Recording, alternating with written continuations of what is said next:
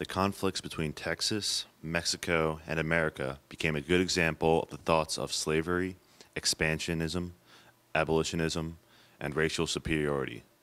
But to understand the Texas Revolution, we must first understand the background of Texas itself. Texas origins can be dated back as far as the Spanish conquest in North America in the 16th century. When Mexico gained its independence in 1821, Texas became its northernmost province and became one of the most diverse areas in North America. At the same time, there were as many as 2,240 Tejano or Spanish-speaking residents living in Texas. The Tejanos formed large communities around the Prestitos, Missions, and Rancho farms. Many of these settlements were often raided by the neighboring Comanche tribes, who were infamous for their deadly attacks on unsuspecting Tejanos. In an effort to create a buffer between Mexico and the Comanche tribes, Stephen Austin was granted permission to build American settlements in Texas to harvest cotton. Austin became one of the first American impresarios, or Mexican agents, and handpicked the settlers for their skills, unlike the free and open Oregon Territory. For a time, Texas was large enough to support the Tejanos, Americans, African Americans, and Comanche.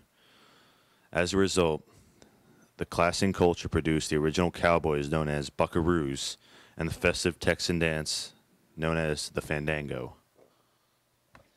This peace would soon be broken when Mexican President Santa Anna began to insert his power over the Texan subjects in the north. He passed many laws and taxes that outraged the Texans: abolition of slavery, the banning of all immigration, taxes on foreign goods, and demanding each citizen to pledge their loyalty to Mexico. These new laws inflated the growing tensions in the area that many feared would lead to the war. It did just that. When on April 2nd, 1835, when the combined American and Tejano forces led by General Sam Houston captured the towns Goliad and San Antonio.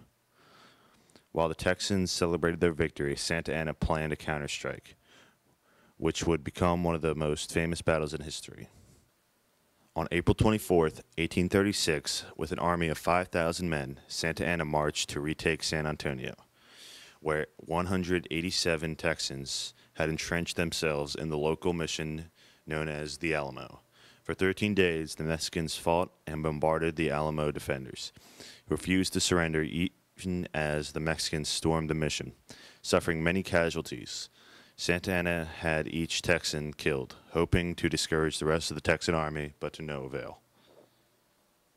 After dividing his army, Santa Anna pursued Houston to the San Jacinto River.